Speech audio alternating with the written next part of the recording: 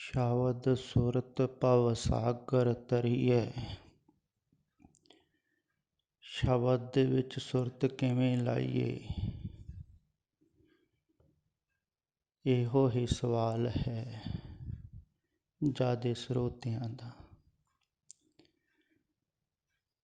ਦੱਸਿਆ ਤੇ ਮੈਂ ਬਹੁਤ ਵਾਰ ਹੈ, ਪਰ ਸਮਝ ਵਿੱਚ ਨਹੀਂ ਆਉਂਦਾ।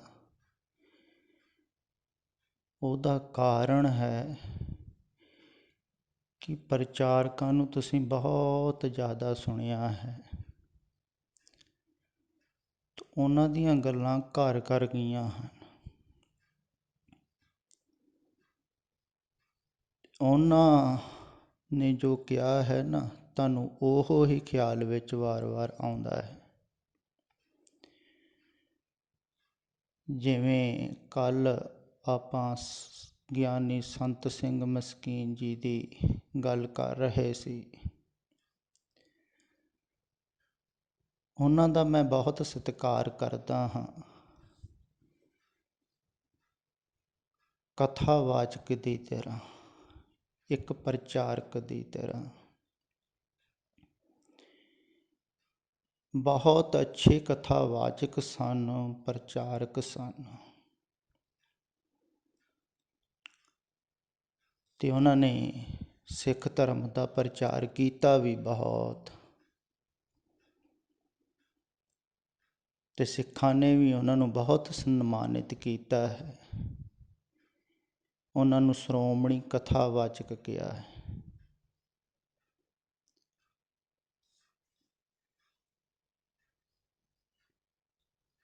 ਤੇ ਸਤਿਕਾਰ ਦੇ ਉਹ ਪਾਤਰ ਵੀ ਬਣੇ ਹਨ,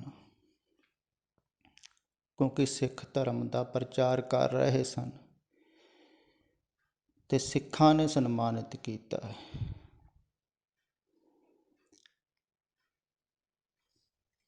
ਤੇ ਜਾਗਰਤ ਪੁਰਸ਼ ਦਾ ਕੋਈ ਸਨਮਾਨ ਨਹੀਂ ਕਰਦਾ। ਕਬੀਰ ਜੀ ਦਾ ਕੀਤਾ ਹੈ ਕਿਸੇ ਨੇ ਸਨਮਾਨ? ਨਾ ਹਿੰਦੂਆਂ ਨੇ, ਨਾ ਮੁਸਲਮਾਨਾਂ ਨੇ, ਕਰ ਹੀ ਨਹੀਂ ਸਕਦਾ ਕੋਈ ਧਾਰਮਿਕ ਵਿਅਕਤੀ, ਕਦੇ ਵੀ ਨਹੀਂ ਕੀਤਾ ਹੈ ਕਿਸੇ ਵੀ ਧਰਮ ਨੇ, ਜਦੋਂ ਵੀ ਹੋਇਆ ਹੈ ਕੋਈ।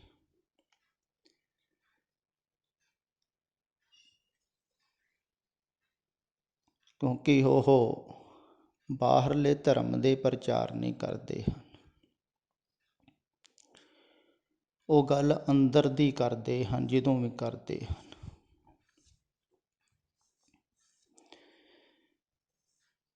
ਫਿਰ ਗਿਆਨੀ ਸੰਤ ਸਿੰਘ ਮਸਕੀਨ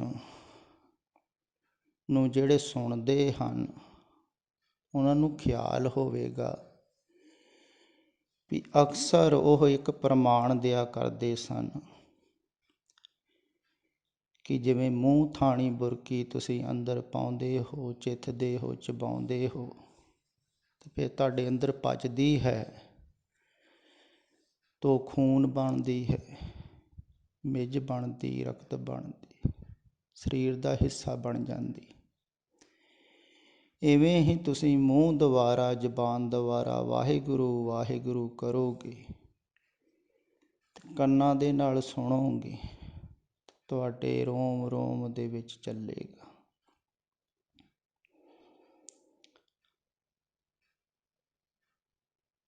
ਇਹ ਜੋ ਉਹਨਾਂ ਨੇ ਕਿਹਾ ਹੈ, ਜ਼ਿਆਦਾਤਰ ਪ੍ਰਚਾਰਕ ਐਸੇ ਹੀ ਕਹਿੰਦੇ ਹਨ ਵੀ ਜਾਂ ਜ਼ਬਾਨ ਦੁਆਰਾ ਜਪੋ, ਕੰਨਾਂ ਨਾਲ ਸੁਣੋ, ਜਾਂ ਉੱਚੀ ਉੱਚੀ ਕਈ ਜਪਦੇ ਹਨ, ਤੇ ਜਪਣ 'ਤੇ ਜ਼ਿਆਦਾ ਜ਼ੋਰ ਹੈ। ਫਿਰ ਮਸਕੀਨ ਜੀ ਨੇ ਕਦੇ ਵੀ ਕਿਤੇ ਵੀ ਨਹੀਂ ਕਿਹਾ ਹੈ ਵੀ ਜਪਿਆਂ ਮਨ ਟਿਕਦਾ ਨਹੀਂ ਹੈ, ਵੀ ਆਹ ਝੂਠ ਵੱਲੋਂ ਧਿਆਨ ਹਟਾਉਣਾ ਪਵੇਗਾ, ਸੰਸਾਰ ਵੱਲੋਂ ਧਿਆਨ ਹਟਾਉਣਾ ਪਵੇਗਾ, ਤਾਂ ਤੁਸੀਂ ਸ਼ਬਦ ਦੇ ਨਾਲ ਜੁੜੋਗੇ। ਕਿਤੇ ਵੀ ਨਹੀਂ ਕਿਹਾ ਹੈ ਕਿ ਸੰਸਾਰ ਨੂੰ ਛੱਡੋ, ਧਿਆਨ ਹਟਾਓ, ਤਾਂ ਹੀ ਧਿਆਨ ਤੁਹਾਡਾ ਅੰਦਰ ਸ਼ਬਦ ਦੇ ਨਾਲ ਜੁੜੇਗਾ ਨਾ। ਉੱਦਾਂ ਕਿਵੇਂ ਜੁੜੇਗਾ?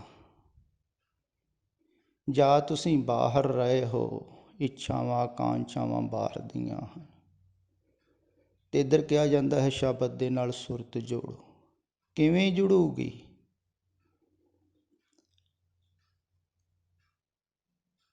ਜੋੜ ਹੀ ਨਹੀਂ ਸਕਦੀ। ਕੋਸ਼ਿਸ਼ ਤਾਂ ਕਰ ਰਹੇ ਹਨ ਬਹੁਤ ਲੋਕ, ਪਰ ਜੁੜ ਸਕਦੀ ਨਹੀਂ। ਇਹ ਤਾਂ ਇਉਂ ਹੀ ਹੋ ਗਿਆ ਨਾ, ਤੁਸੀਂ ਜਾ ਰਹੇ ਹੋ 100 ਕਿਲੋਮੀਟਰ ਦੀ ਸਪੀਡ ਦੇ ਨਾਲ,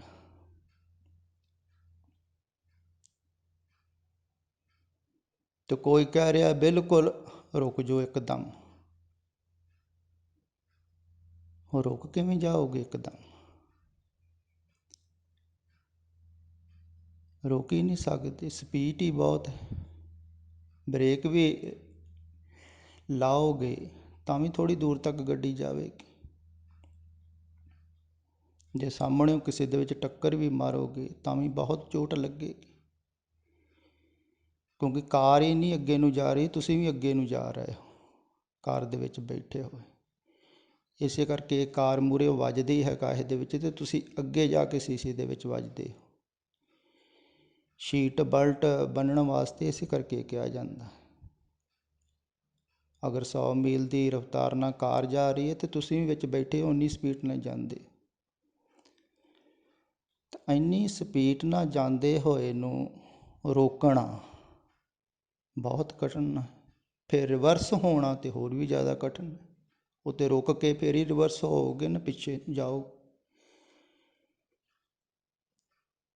ਅਤੇ ਮੈਂ ਕਹਿੰਦਾ ਹਾਂ ਪਹਿਲਾਂ ਤੁਸੀਂ ਹੌਲੀ ਹੋ ਜਾਓ, ਤੁਸੀਂ ਆਪਣੀ ਸਪੀਡ ਨੂੰ ਘਟਾਓ ਥੋੜ੍ਹਾ ਜਿਹਾ, ਤਾਂ ਤੁਸੀਂ ਸਮਝੋਗੇ ਵੀ ਸ਼ਬਦ ਦੇ ਵਿੱਚ ਸੁਰਤ ਕਿਵੇਂ ਜੋੜਨੀ ਹੈ। ਉੱਦਾਂ ਤੁਸੀਂ ਸਮਝੋਗੇ ਵੀ ਨਹੀਂ। ਅਤੇ ਥੋੜ੍ਹਾ ਜਿਹਾ ਹੌਲੀ ਹੋ, ਸਪੀਡ ਨੂੰ ਘੱਟ ਕਰੋ।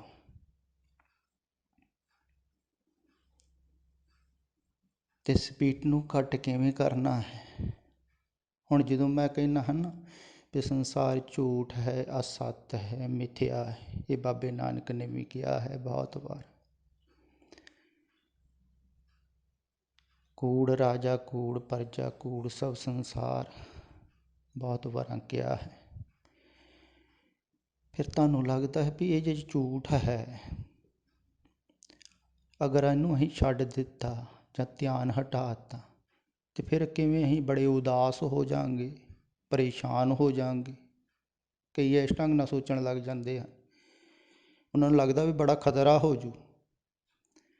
ਨਹੀਂ, ਤੁਸੀਂ ਗੱਲ ਹੀ ਨਹੀਂ ਸਮਝ ਰਹੇ ਹੋ। ਝੂਠ ਦਾ ਭਾਵ ਇਹ ਹੈ ਵੀ ਜੇ ਅਗਰ ਤੁਸੀਂ ਇਹਨੂੰ ਝੂਠ ਸਮਝੋਗੇ ਹੈ ਨਾ, ਵੀ ਇਹ ਖੇਲ ਹੈ, ਝੂਠਾ ਖੇਲ, ਅਤੇ ਇਹਦੇ ਵਿੱਚ ਤੁਸੀਂ ਨਿਸ਼ਚਿੰਤ ਰਹੋਗੇ। ਜਦੋਂ ਝੂਠਾ ਖੇਲ ਹੀ ਹੈ, ਫਿਰ ਚਿੰਤਾ ਕਾਹਦੀ? ਫਿਰ ਹਾਰ ਗਏ, ਜਿੱਤ ਗਏ, ਨਿੰਦਾ ਹੋ ਗਈ, ਉਸਤਤ ਹੋ ਗਈ, ਕਾਹਦਾ ਫਿਕਰ ਹੈ? ਪ੍ਰਚਾਰਕਾਂ ਨੂੰ ਨਿੰਦਾ ਦਾ ਬੜਾ ਫਿਕਰ ਰਹਿੰਦਾ ਹੈ ਵੀ ਨਿੰਦਾ ਨਾ ਹੋ ਜਾਏ। ਨਹੀਂ, ਝੂਠਾ ਖੇਲ ਹੀ ਹੈ। ਤੁਸੀਂ ਇਹ ਖੇਲ ਦੇ ਨਾਲ ਜੁੜ ਜਾਂਦੇ ਹੋ ਤਾਂ ਦੁੱਖ ਪਾਉਂਦੇ ਹੋ। ਇਵੇਂ ਸਮਝ ਲਓ ਜਿਵੇਂ ਤੁਸੀਂ ਫਿਲਮ ਦੇਖਦੇ ਹੋ, ਅਤੇ ਤੁਸੀਂ ਫਿਲਮ ਦੇ ਨਾਲ ਜੁੜ ਜਾਂਦੇ ਹੋ। ਜਿਹੜਾ ਉਹ ਹੀਰੋ ਹੈ, ਕੋਈ ਉਹਦੇ ਨਾਲ ਜੁੜ ਜਾਂਦਾ, ਕੋਈ ਹੀਰੋਇਨ ਜਿਹੜੀ ਉਹਦੇ ਨਾਲ ਦੀ ਹੁੰਦੀ ਉਹਦੇ ਨਾਲ ਜੁੜ ਜਾਂਦਾ, ਕੋਈ ਕਿਸੇ ਕਰੈਕਟਰ ਦੇ ਨਾਲ, ਕੋਈ ਕਿਸੇ ਕਰੈਕਟਰ ਦੇ ਨਾਲ, ਤਾਂ ਉਹਦੇ ਨਾਲ ਜੁੜ ਕੇ ਤੁਸੀਂ ਫਿਲਮ ਦੇਖਦੇ। ਤਦੇ ਉਹਨੂੰ ਜਦੋਂ ਨੁਕਸਾਨ ਹੁੰਦਾ, ਕੋਈ ਮਾਰਦਾ, ਤਾਂ ਤੁਹਾਨੂੰ ਵੀ ਦੁੱਖ ਹੁੰਦਾ। ਜਦੋਂ ਉਹਨੂੰ ਖੁਸ਼ੀ ਹੁੰਦੀ, ਉਹ ਨੱਚਦਾ, ਤੁਸੀਂ ਵੀ ਖੁਸ਼ ਹੁੰਦੇ, ਤੁਸੀਂ ਉਹਦੇ ਨਾਲ ਜੁੜ ਕੇ। ਕਈ ਰੋਣ ਵੀ ਲੱਗ ਜਾਂਦੇ ਫਿਲਮ ਦੇਖਦੇ ਦੇਖਦੇ, ਕਿਉਂਕਿ ਉਹਦੇ ਨਾਲ ਜੁੜ ਗਏ। ਤਦੇ ਮਜ਼ਾ ਵੀ ਤਦੇ ਆਉਂਦਾ ਹੈ ਨਾ, ਨਾਲ ਜੁੜ ਕੇ ਹੀ ਮਜ਼ਾ ਆਉਂਦਾ ਤੁਹਾਨੂੰ ਨਾਟਕਾਂ, ਫਿਲਮਾਂ 'ਚ। ਤੁਸੀਂ ਇਸ ਢੰਗ ਨਾਲ ਵੀ ਦੇਖ ਸਕਦੇ ਹੋ ਵੀ ਇੱਥੇ ਕੁਛ ਵੀ ਨਹੀਂ ਹੈ ਚੱਲ ਰਿਹਾ ਜਿਹੜਾ ਸਾਹਮਣੇ ਪਰਦੇ 'ਤੇ, ਸਿਰਫ ਧੁੱਪ ਛਾਂ ਦਾ ਖੇਲ ਹੈ। ਲਾਈਟ ਪੈ ਰਹੀ ਹੈ ਪਿੱਛੇ ਤੋਂ ਚੱਲ ਰਹੀ ਹੈ, ਕੋਈ ਮਰਦਾ ਨਹੀਂ, ਕੋਈ ਜੀਂਦਾ ਨਹੀਂ, ਕੋਈ ਕੁਛ ਨਹੀਂ। ਤੇ ਤੁਸੀਂ ਮੌਜ ਦੇ ਨਾਲ ਬੈਠੇ ਰਹੋਗੇ। ਜਿਵੇਂ ਕੋਈ ਮੈਚ ਦੇਖਦਾ ਹੋਵੇ, ਕਿਸੇ ਵੀ ਪਕਸ਼ ਦਾ ਨਾ ਹੋਵੇ, ਕਿਸੇ ਨਾਲ ਲੈਣਾ ਦੇਣਾ ਨਹੀਂ ਹੈ, ਕੋਈ ਹਾਰ ਜਾਵੇ ਕੋਈ ਜਿੱਤ ਜਾਵੇ, ਛੋਟੇ ਬੱਚੇ ਦੀ ਤਰ੍ਹਾਂ, ਤਾਂ ਕਿੰਨੇ ਮਜ਼ੇ ਨਾਲ ਮੈਚ ਦੇਖੂਗਾ, ਦੋਵਾਂ ਪਾਸੇ ਤਾੜੀਆਂ ਮਾਰ ਸਕਦਾ, ਕਿੰਨੇ ਮਜ਼ੇ ਨਾਲ ਦੇਖੂਗਾ। ਕੋਈ ਵੀ ਜਿੱਤ ਜਾਵੇ ਕਿਆ ਲੈਣਾ ਦੇਣਾ, ਤਾਂ ਸੁਰਖਰੂ ਰਹੂਗਾ ਨਾ। ਇੱਦਾਂ ਹੀ ਸੰਸਾਰ ਹੈ, ਸੰਸਾਰ ਚੱਲ ਰਿਹਾ ਹੈ। ਅਤੇ ਜਿਹੜਾ ਸਮਾਂ ਮਿਟ ਜਾਂਦਾ ਹੈ ਉਹ ਦੁਬਾਰਾ ਥੋੜ੍ਹੀ ਆਉਂਦਾ ਹੈ। ਹੁਣ ਜਿਹੜਾ ਕੱਲ੍ਹ ਲੰਘ ਗਿਆ, ਉਹਦੇ ਵਿੱਚ ਜੋ ਕੁਛ ਵੀ ਹੋ ਗਿਆ ਉਹ ਤਾਂ ਮਿਟ ਗਿਆ ਨਾ, ਉਹਦੀ ਕੋਈ ਹੋਂਦ ਨਹੀਂ ਹੈ, ਅਤੇ ਉਹ ਹੌਲੀ ਹੌਲੀ ਹੌਲੀ ਹੌਲੀ ਭੁੱਲਦਾ ਜਾਂਦਾ। ਦਿਹਾੜੀ ਦਾ ਕਿੰਨੇ ਕੁ ਤੁਹਾਨੂੰ ਯਾਦ ਰਹਿ ਜਾਂਦਾ ਸਮਾਂ, ਥੋੜ੍ਹਾ ਬਹੁਤਾ ਕਿਸੇ ਨਾਲ ਗੱਲਬਾਤ, ਮਾਨ ਅਪਮਾਨ ਦਾ ਕੋਈ ਸਮਾਂ ਰਹਿ ਜਾਂਦਾ ਹੈ, ਯਾਦ ਭੁੱਲੀ ਜਾਂਦਾ।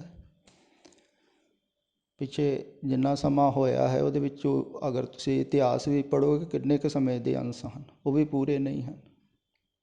ਸਭ ਕੁਛ ਮਿਟਦਾ ਜਾਂਦਾ ਹੈ, ਹਰ ਸਮੇਂ ਜਾ ਰਿਹਾ ਹੈ, ਵਹਿ ਰਿਹਾ ਹੈ ਸੰਸਾਰ,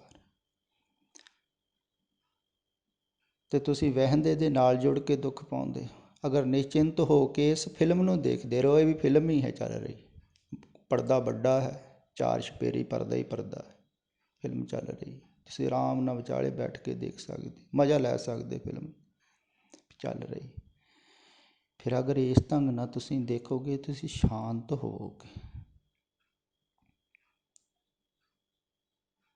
ਤੁਸੀਂ ਆਪਣੇ ਕੋਲ ਆ ਜਾਓਗੇ, ਅਤੇ ਤੁਸੀਂ ਛਣ ਦੇ ਵਿੱਚ ਜੀਣਾ ਸ਼ੁਰੂ ਕਰ ਦੇਵੋਗੇ।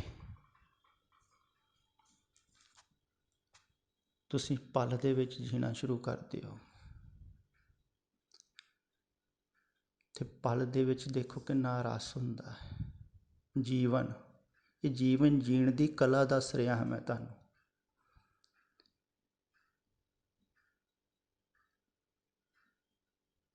ਪਲ ਜੋ ਜੇ ਆने वाला है,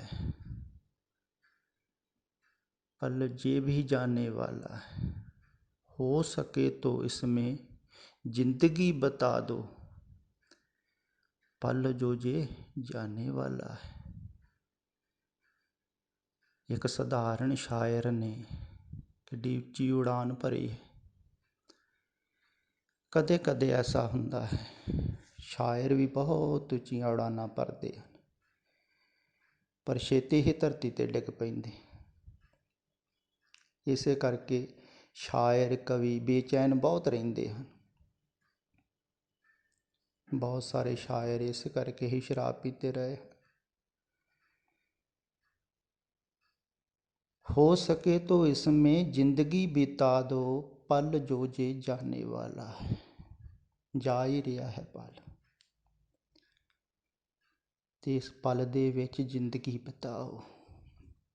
ਜ਼ਿੰਦਗੀ ਗਵਾਓ ਨਾ, ਤੇ ਗਵਾਈ ਦੋ ਢੰਗ ਨਾਲ ਜਾਂਦੀ, ਜਾਂ ਤੇ ਇਸ ਪਲ ਤੋਂ ਅੱਗੇ ਨੂੰ ਸੋਚੀ ਜਾਓ ਤਾਂ ਵੀ ਜ਼ਿੰਦਗੀ ਇੱਥੋਂ ਜਾ ਰਹੀ ਹੈ, ਤੁਸੀਂ ਜ਼ਿੰਦਗੀ ਦੇ ਵਿੱਚ ਹੋ ਹੀ ਨਹੀਂ, ਤੁਸੀਂ ਜੀ ਥੋੜ੍ਹੀ ਰਹੇ ਹੋ। ਜੀਵਨ ਤੇ ਇਸ ਪਲ ਦੇ ਵਿੱਚ ਹੈ ਨਾ, ਤੁਸੀਂ ਅੱਗੇ ਦੀ ਸੋਚ ਰਹੇ ਹੋ ਜਾਂ ਕੁਛ ਪਿੱਛੇ ਦੀ ਸੋਚੀ ਜਾਂਦੇ ਹੋ। ਅਤੇ ਤੁਸੀਂ ਜੇ ਅੱਗੇ ਜ਼ਿਆਦਾ ਜਾਓਗੇ, ਬਹੁਤ ਅੱਗੇ, ਜਿਵੇਂ ਮੈਂ ਕਿਹਾ ਵੀ ਸਪੀਡ ਨਾਲ ਜਾ ਰਹੇ ਤੁਸੀਂ ਅੱਗੇ, ਫਿਰ ਗੱਲ ਸੁਣੋਗੇ ਵੀ ਨਹੀਂ। ਹੁਣ 100 ਮੀਲ ਦੀ ਸਪੀਡ ਨਾਲ ਜਾਂਦੇ ਤੁਸੀਂ ਕਹੋਗੇ ਸਾਨੂੰ ਦੱਸੋ ਅਸੀਂ ਰੁਕੀਏ ਕਿਵੇਂ, ਲੀਨ ਕਿਵੇਂ ਹੋਈ, ਸੁਰਤ ਕਿਵੇਂ ਜੋੜੀ ਸ਼ਬਦ ਦੇ ਵਿੱਚ। ਮੈਂ ਤੁਹਾਨੂੰ ਕਹਿੰਦਾ ਥੋੜ੍ਹੀ ਸਪੀਡ ਘੱਟ ਕਰੋ, ਵੀ ਥੋੜ੍ਹਾ ਜਿਹਾ ਰੁਕੋ। ਧਾਰਮਿਕ ਲੋਕ ਵੀ ਨਹੀਂ ਰੁਕਦੇ ਹਨ, ਉਹ ਅਗਰ ਸੰਸਾਰਿਕ ਕੰਮ ਛੱਡ ਦਿੰਦੇ ਹਨ ਅਤੇ ਧਾਰਮਿਕ ਕਰਮ ਕਾਂਡਾਂ ਵਿੱਚ ਲੱਗ ਜਾਂਦੇ। ਕਈ ਬਾਣੀ ਹੀ ਪੜ੍ਹੀ ਜਾਂਦੇ ਹਨ, ਉਹ ਬਾਣੀ 'ਚੋਂ ਉਨੀ ਸਪੀਡ ਮਨ ਦੀ ਕਰ ਲੈਂਦੇ ਜਿੰਨੀ ਸਪੀਡ ਲੋਕ ਸੰਸਾਰ ਦੇ ਵਿੱਚ ਕਰਦੇ। ਉਹ ਵੀ ਰੁਕਦੇ ਥੋੜ੍ਹੀ ਹਨ, ਕਿਉਂਕਿ ਰੁਕਣਾ ਕੋਈ ਦੱਸ ਹੀ ਨਹੀਂ ਰਿਹਾ। ਤੇ ਰੁਕਣ ਦਾ ਤਰੀਕਾ ਇਹੋ ਹੀ ਹੈ ਵੀ ਜੋ ਕੁਛ ਹੋ ਰਿਹਾ ਹੁਕਮ ਅਨੁਸਾਰ ਹੋ ਰਿਹਾ ਹੈ, ਤੇ ਬਹੁਤੀਆਂ ਅੱਗੇ ਦੀਆਂ ਆਕਾਂਸ਼ਾਵਾਂ ਨਾ ਕਰੋ, ਚਾਹਤਾਂ ਨਾ ਕਰੋ ਸੰਸਾਰ ਦੇ ਵਿੱਚ। ਜਿੰਨੀਆਂ ਤੁਹਾਡੀਆਂ ਚਾਹਤਾਂ ਆਕਾਂਸ਼ਾਵਾਂ ਛੁੱਟਦੀਆਂ ਗਈਆਂ, ਅਗਲਾ ਜੀਵਨ ਪ੍ਰਮਾਤਮਾ 'ਤੇ ਛੱਡੋ। ਜੇ ਹੁਣ ਤੱਕ ਪ੍ਰਮਾਤਮਾ ਨੇ ਜਿਵਾਇਆ ਹੈ ਨਾ, ਤੇ ਅੱਗੇ ਵੀ ਜਿਵਾਊਗਾ ਹੀ ਉਹ, ਪੱਕਾ ਸਮਝੋ। ਇੰਨਾ ਭਰੋਸਾ ਤੇ ਰੱਖੋ ਕਮ ਸੇ ਕਮ, ਵੀ ਜਿਹਨੇ ਜੀਵਨ ਦਿੱਤਾ ਹੈ ਉਹ ਦੇਊਗਾ, ਅੱਗੇ ਵੀ ਦੇਊਗਾ। ਜ਼ਿਆਦਾ ਨਾ ਸੋਚੋ, ਥੋੜ੍ਹਾ ਸ਼ਾਂਤ ਬੈਠਿਆ ਕਰੋ। ਉਦੋਂ ਵੀ ਮੈਂ ਕਿਹਾ ਸੀ, ਭਾਵੇਂ ਕੁਛ ਵੀ ਨਾ ਕਰੋ, ਬਸ ਇੰਨਾ ਹੀ ਖਿਆਲ ਰੱਖੋ ਕਿ ਬਹੁਤਾ ਮਨ ਦੂਰ ਤੱਕ ਨਾ ਭੱਜੇ। ਇਹ ਦੂਸਰੀ ਗੱਲ ਕੋਈ ਵੀ ਨਹੀਂ ਦੱਸਦਾ ਹੈ, ਫਿਰ ਮੈਂ ਵਾਰ-ਵਾਰ ਕਹਿ ਦਿੰਦਾ। ਅਤੇ ਅਜੋਕੇ ਸਮੇਂ ਦੇ ਵਿੱਚ ਇਹ ਦੂਸਰੀ ਗੱਲ ਵੱਲ ਜਿਹੜਾ ਧਿਆਨ ਰੱਖੇਗਾ ਨਾ, ਉਹ ਸ਼ਾਂਤ ਹੋਵੇਗਾ।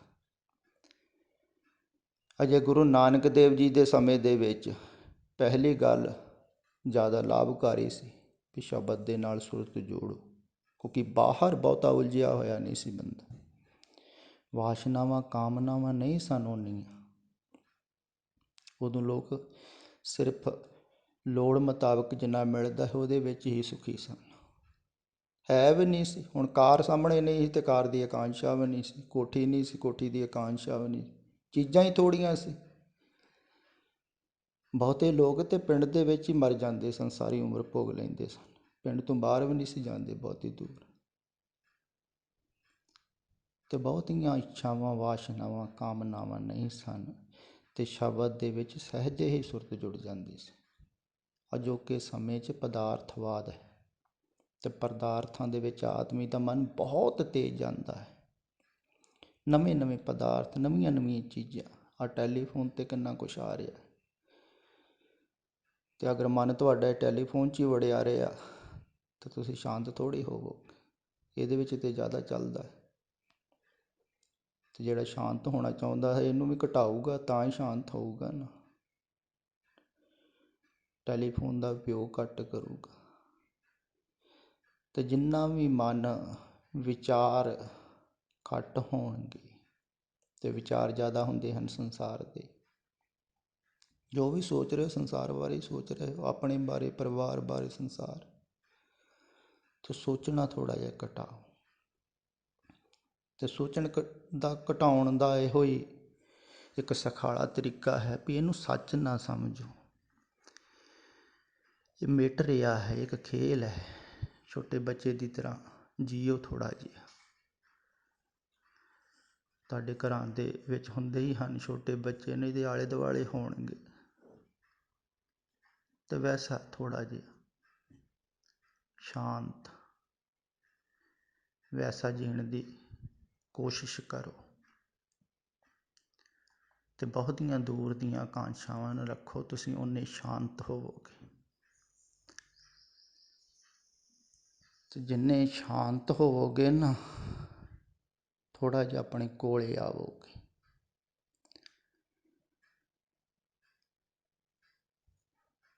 ਬਾਹਰੋਂ ਧਿਆਨ ਹਟੇਗਾ ਤਾਂ ਹੀ ਸ਼ਬਦ ਦੇ ਵਿੱਚ ਸੁਰਤ ਜੁੜੇਗੀ। ਹੁਣ ਸ਼ਬਦ ਦੇ ਵਿੱਚ ਸੁਰਤ ਜੋੜਨ ਵਾਸਤੇ ਸਾਰੇ ਹੀ ਕਹਿੰਦੇ ਹਨ,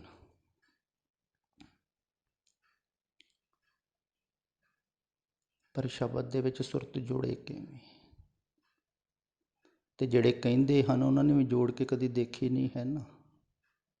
ਜੇ ਦੇਖੀ ਹੋਵੇ ਤਾਂ ਉਹਨਾਂ ਨੂੰ ਪਤਾ ਹੋਵੇ ਵੀ ਜਿੰਨਾ ਚਿਰ ਬਾਹਰੋਂ ਧਿਆਨ ਨੂੰ ਹਟਾਓ ਨਾ, ਅੰਦਰ ਲਾਓ ਨਾ, ਅਤੇ ਸ਼ਬਦ ਦੇ ਵਿੱਚ ਧਿਆਨ ਨਹੀਂ ਜੁੜਦਾ। ਇਹ ਤਾਂ ਸਿਰਫ ਪੜ੍ਹੀਆਂ ਸੁਣੀਆਂ ਹੀ ਗੱਲਾਂ ਕਰਦੇ ਰਹਿੰਦੇ ਹਨ।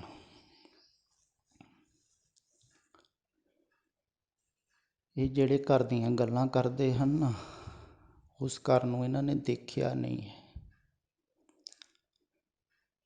ਸੁਣਿਆ ਹੈ, ਅਤੇ ਸੁਣ ਕੇ ਉਸ ਘਰ ਦੇ ਰਸਤੇ ਦੱਸ ਰਹੇ।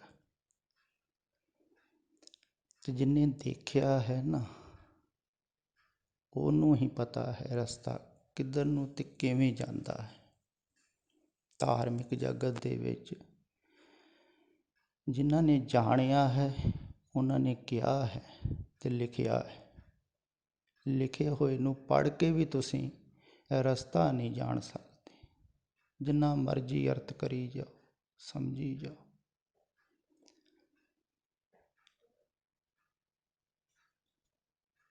ਜਿੰਨਾ ਚਿਰ ਤੁਸੀਂ ਆਪਣੇ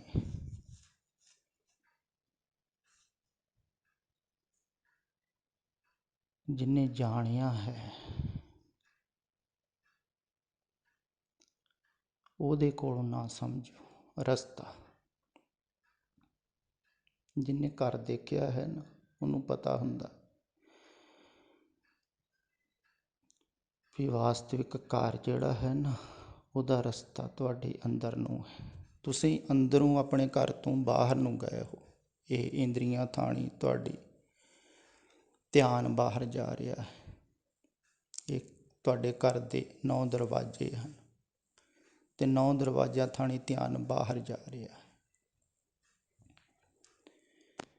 ਹੁਣ ਧਿਆਨ ਜਿਹੜਾ ਬਾਹਰ ਜਾ ਰਿਹਾ ਹੈ, ਅੱਖਾਂ ਥਾਣੀ ਦੇਖਦੇ ਹੋ ਤੁਸੀਂ, ਵਾਸ਼ਨਾ ਖੜੀ ਹੁੰਦੀ, ਤੁਸੀਂ ਬਾਹਰ ਦੌੜਦੇ ਹੋ। ਕੰਨਾਂ ਥਾਣੀ ਸੁਣਦੇ ਹੋ ਤਾਂ ਵੀ ਖਿਆਲ ਬਾਹਰ ਜਾਂਦਾ। ਮਨ ਨਾਲ ਸੋਚਦੇ ਹੋ, ਬਾਹਰ ਦੀ ਸੋਚਦੇ ਹੋ, ਬਾਹਰ ਜਾਂਦਾ ਹੈ ਨਾ। ਬਾਹਰ ਜਾਂਦਾ ਠਾਕਰਾ ਹੈ। ਅਤੇ ਪਹਿਲਾਂ ਤਾਂ ਬਾਹਰ ਜਾਂਦਾ ਰੋਕਣਾ ਹੈ। ਅੱਖਾਂ ਬੰਦ ਕਰਨ ਦਾ ਇਹੋ ਹੀ ਭਾਵ ਹੁੰਦਾ ਹੈ। ਕਿਹਾ ਜਾਂਦਾ ਨਾ, ਅੱਖਾਂ ਬੰਦ ਕਰ ਲਓ, ਇੱਕ ਸ਼ਾਂਤ ਕਮਰੇ ਦੇ ਵਿੱਚ ਸ਼ਾਂਤ ਜਗ੍ਹਾ 'ਚ ਬੈਠ ਜਾਓ, ਤਾਂ ਕਿ ਅੱਖਾਂ ਬੰਦ ਹੋ ਗਈਆਂ, ਜ਼ਿਆਦਾ ਧਿਆਨ ਅੱਖਾਂ ਥਾਣੀ ਬਾਹਰ ਜਾਂਦਾ ਹੈ। ਫਿਰ ਕੰਨਾਂ ਥਾਣੀ ਵੀ ਬਾਹਰ ਦੀਆਂ ਆਵਾਜ਼ਾਂ ਬਹੁਤੀਆਂ ਨਾ ਸੁਣੋ। ਬਸ ਆਪਣੇ ਅੰਦਰ ਅੰਦਰ ਬੈਠਣ ਦੀ ਕੋਸ਼ਿਸ਼ ਕਰੋ ਵੀ ਧਿਆਨ ਥੋੜ੍ਹਾ ਜਿਹਾ ਅੰਦਰ ਅੰਦਰ ਹੀ ਹੋਵੇ। ਥੋੜ੍ਹਾ ਜਿਹਾ ਸੰਕੋਚੋ ਆਪਣੇ ਆਪ ਨੂੰ।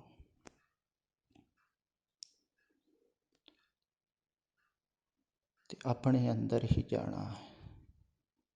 ਅਤੇ ਅੰਦਰ ਜਾਣ ਵਾਸਤੇ ਥੋੜ੍ਹਾ ਜਿਹਾ ਧਿਆਨ ਬਾਹਰੋਂ ਹਟਾਉਣਾ ਲਾਜ਼ਮੀ ਹੈ।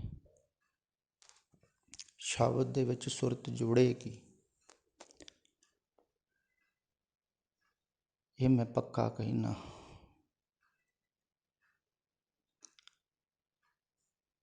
ਜੁੜਦੀ ਹੀ ਸ਼ਬਦ ਦੇ ਵਿੱਚ ਵੀ ਜੁੜੇਗੀ ਅਤੇ ਸ਼ਬਦ ਤੋਂ ਪਾਰ ਵੀ ਜਾਓਗੇ। ਪਰ ਪਹਿਲਾਂ ਥੋੜ੍ਹੇ ਜਿਹੀਆਂ ਬਾਹਰੋਂ ਆਕਾਂਸ਼ਾਵਾਂ, ਵਾਸ਼ਨਾਵਾਂ, ਇੱਛਾਵਾਂ ਨੂੰ ਛੱਡ ਕੇ ਅਗਲਾ ਜੋ ਜੀਵਨ ਹੈ ਨਾ, ਪ੍ਰਭੂ ਨੂੰ ਸਮਰਪਿਤ ਕਰ ਦਿਓ ਵੀ ਜੋ ਵੀ ਪ੍ਰਭੂ ਕਰਾਊਗਾ ਠੀਕ ਹੈ। ਜਿਸ ਤਰ੍ਹਾਂ ਵੀ ਉਹ ਜਿਵਾ ਰਿਹਾ ਹੈ ਠੀਕ ਹੈ, ਮੈਂ ਸੰਤੁਸ਼ਟ ਹਾਂ। ਅਤੇ ਉਹਦੀ ਮਰਜ਼ੀ ਦੇ ਵਿੱਚ ਜੀਓ। ਜਦੋਂ ਉਹਦੀ ਮਰਜ਼ੀ ਦੇ ਵਿੱਚ ਜੀਣ ਲੱਗ ਪਵੇ ਨਾ, ਉਹਦੀ ਇੱਛਾ ਦੇ ਮੁਤਾਬਕ ਜੀਣ ਲੱਗ ਪਏ, ਤੁਸੀਂ ਆਪਣੇ ਆਪ ਹੀ ਆਪਣੇ ਅੰਦਰ ਜਾਓਗੇ।